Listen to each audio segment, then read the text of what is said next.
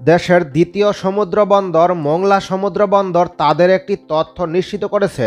2025 সাল আসতে না আসতেই জানুয়ারি মাসের 1 তারিখ থেকে 10 তারিখ পর্যন্ত এই 10 দিনে 28টি বাণিজ্যিক জাহাজ এসে ভিড়েছে। 10 দিনে 28টি জাহাজ, তাও আবার বিদেশি বাণিজ্যিক জাহাজ। এটি কিন্তু মোংলা সমুদ্র বন্দরের জন্য একটি ভালো সংবাদ। পাবনার ঈশ্বরদীতে নির্মাণাধীন রূপপুর পারমাণবিক বিদ্যুৎ প্রকল্পের মালামাল, এসব মালামাল নিয়ে 2টি কন্টেইনারবাহী জাহাজও কিন্তু মোংলা সমুদ্র বন্দরে এসে ভিড়েছে। এই 10 দিনে আন্তর্জাতিক মানের 28টি জাহাজ নোঙর করলেও তার মধ্য থেকে 10টি জাহাজ খালাস পেয়েছে, আর বাকি 18টি জাহাজ এখনো পর্যন্ত সমুদ্র বন্দরে নোঙররত অবস্থায় রয়েছে। মোংলা সমুদ্র বন্দরের কর্তৃপক্ষরা তারা কিন্তু 2025 সালের শুরুতেই মোংলা বন্দরে এমনভাবে বিদেশি জাহাজের আগমন বেড়ে যাবে তা কিন্তু কল্পনাও করতে পারেনি। ভবিষ্যতে ভালো একটা কিছু হবে তা নিয়ে কিন্তু তারা আশাবাদী। এসব জাহাজে করে কয়লা, সার, জিপসাম, ড্যাপ, ফার্টিলাইজার, টিএসপি, এমওপি, এলপিজি এবং পাথর সহ বিভিন্ন পণ্য রয়েছে। মোংলা বন্দর কর্তৃপক্ষ জানায় 2024-25 অর্থ বছরে প্রথম 6 মাসে মোংলা বন্দরে 413টি বাণিজ্যিক জাহাজ আগমন করে। এ সময় বন্দর দিয়ে 52,84,471 মেট্রিক টন আমদানি রপ্তানি হয়। এই সময়ে বন্দর 210 কোটি টাকা রাজস্ব আয় করে। বন্দর কর্তৃপক্ষ বলছে, গত বছরের তুলনায় এবছর বাণিজ্যিক জাহাজের আগমন অনেকাংশে বেড়েছে। এভাবে যদি জাহাজের আগমন বাড়তে থাকে তাহলে ভবিষ্যতে বাংলাদেশের জন্য ভালো একটা কিছু হবে। বন্দর কর্তৃপক্ষ কিন্তু আশাবাদী।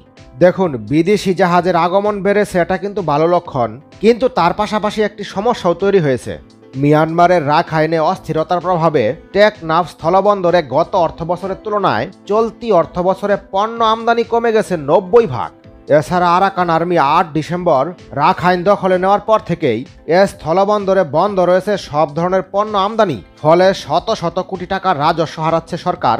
ক্ষতির মুখে রয়েছেন সংশ্লিষ্টরাও। ক্ষতিগ্রস্ত সংশ্লিষ্টরা বলছে, আগে টেকনাফ বন্দরে মাসে অন্তত 200 ইঞ্জিন চালিত বড় বুট পণ্য নিয়ে আসা যাওয়া করত। ডিসেম্বরের শুরু থেকে এ বন্দরের বাণিজ্যিক কার্যক্রম বন্ধ রয়েছে। মাসে 40-50 কোটি টাকার রাজস্ব আদায় হতো। স্বাভাবিক সময় বন্দর দিয়ে দিনে 15-20টি করে নানা ধরনের ট্রলার এবং জাহাজ চলাচল করত।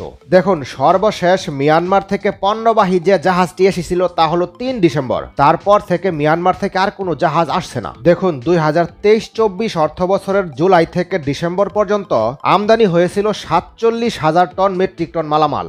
রাজস্ব আদায় হয়েছিল 257 কোটি টাকা। তারপরের 2024-25 অর্থ বছরের জুলাই থেকে ডিসেম্বর পর্যন্ত 47,000 মেট্রিক টন মালামাল থেকে কমে 11,000 মেট্রিক টনের নিচে নেমে যায় এবং রাজস্ব আদায় 257 কোটি টাকা থেকে কমে মাত্র 87 কোটি টাকাতে নেমে যায়। এভাবে যদি চলতে থাকে তাহলে বর্তমান অর্থ বছরে আমদানিকৃত মালামাল এবং রাজস্বের পরিমাণ শূন্যের কাছাকাছি নেমে যাবে। দেখুন, আগে মিয়ানমার থেকে জান্তা সরকারের অধীনে মালামালগুলো বন্দরে আসতো। 8 ডিসেম্বরের পর থেকে আরাকান আর্মি মিয়ানমারের মংডু শহর দখল করার পরে পণ্যবাহী জাহাজ আসতে প্রতিবন্ধকতা তৈরি হয়েছে। পণ্যবাহী জাহাজগুলো আর নির্বিঘ্নে আসতে পারছে না। বন্দরে এখন আগের মতো লোকজনের আসা যাওয়া নেই বললেই চলে। তবে বাংলাদেশের সরকারের পক্ষ থেকে মিয়ানমারে যোগাযোগ অব্যাহত রেখেছে যাতে চলতি বছরেই এর একটা সমাধানে আসা যায়। দেখুন, কক্সবাজারের মাতারবাড়ি সমুদ্র বন্দরে 2023 সালের এপ্রিল মাসে দেশের ইতিহাসে সবচেয়ে বড় জাহাজ এসে ভিড়েছিল। আপনারা স্ক্রিনে দেখতে পাচ্ছেন সেই বড় জাহাজটি এমভি ওসমারো। মাতারবাড়ি কয়লা ভিত্তিক বিদ্যুৎ কেন্দ্রের জন্য কয়লা নিয়ে এসেছিল জাহাজটি ইন্দোনেশিয়া থেকে কয়লা নিয়ে এসেছিল বাংলাদেশে। ইন্দোনেশিয়া থেকে যাত্রা করার প্রায় 11-12 দিন পর বাংলাদেশের মাতারবাড়ি বন্দরে এসে পৌঁছে। এই জাহাজে কয়লার পরিমাণ ছিল 80,000 মেট্রিক টন। এই জাহাজটিকে খালি চোখে দেখলে হয়তো আপনারা বুঝতে পারছেন না, জাহাজটির দৈর্ঘ্য কিন্তু 230 মিটার। অর্থাৎ এরকম 4টি জাহাজকে পরপর রাখলে প্রায় 1 কিলোমিটার লম্বা হবে। বাংলাদেশের ইতিহাসে সবচেয়ে বড় এই জাহাজটি শুধু আসলো কয়লা নিয়ে। আমাদের দেশেও তো কয়লার খনি রয়েছে, এগুলো থেকে কয়লা উত্তোলনযোগ্য কিনা এবং উত্তোলনযোগ্য থাকলেও প্রতিবন্ধকতা কি, এ বিষয়ে একটু দেখে নেওয়া যাক। দেখুন, বাংলাদেশে উন্মুক্ত পদ্ধতিতে কয়লা তোলার নতুন উদ্যোগ। দেখুন, বাংলাদেশে কিন্তু কয়লার মজুদ আছে খনিতে, কিন্তু এগুলো তোলার পক্ষে এবং বিপক্ষে কিন্তু অনেক যুক্তিতর্ক রয়েছে। তোলার পক্ষে এবং বিপক্ষে যুক্তিগুলো কি, চলুন এ ব্যাপারে একটু দেখে নেওয়া যাক।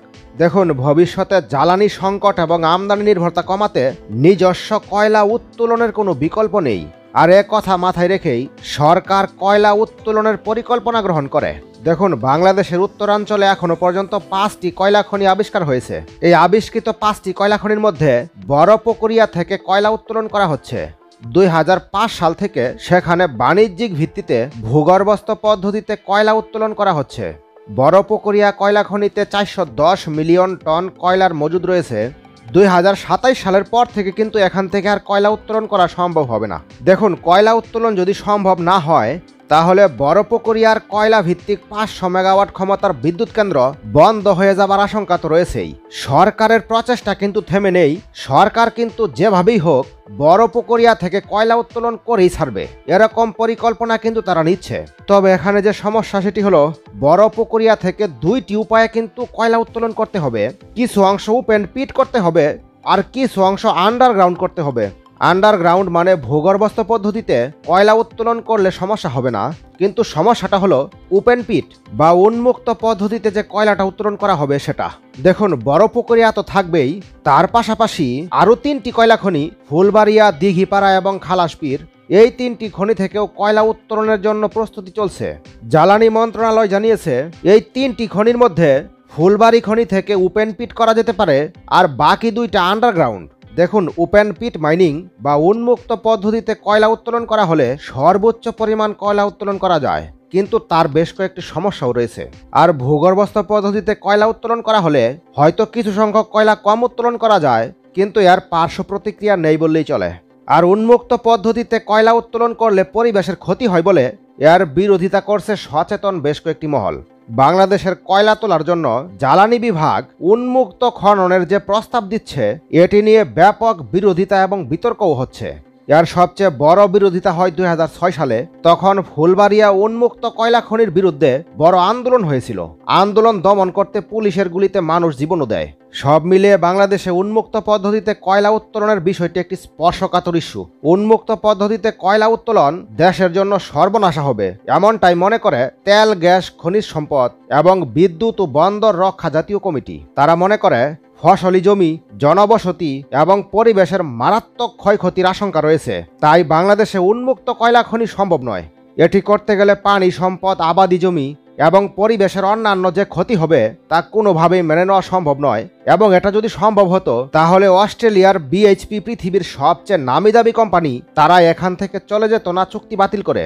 এটা লাভজনক জিনিস, তারপরও তারা চলে গেছে এই কারণে যে এখানে এক বিরাট পরিবেশের ক্ষয়ক্ষতি সাধন হবে, একটা ম্যাসাকার হবে, এমন ধরনের ডিজাস্টার হবে যেটা তারা সামাল দিতে পারবে না। সামগ্রিক বিবেচনায় বাংলাদেশের পরিপ্রেক্ষিতে কয়লা তোলার উন্মুক্ত খনন পদ্ধতির দিকে সরকার যদি অগ্রসর হয়, বাংলাদেশ একটা ভয়াবহ বিপর্যয়ের দিকে যাবে, এমনটাই কিন্তু মনে করছেন বিশেষজ্ঞরা।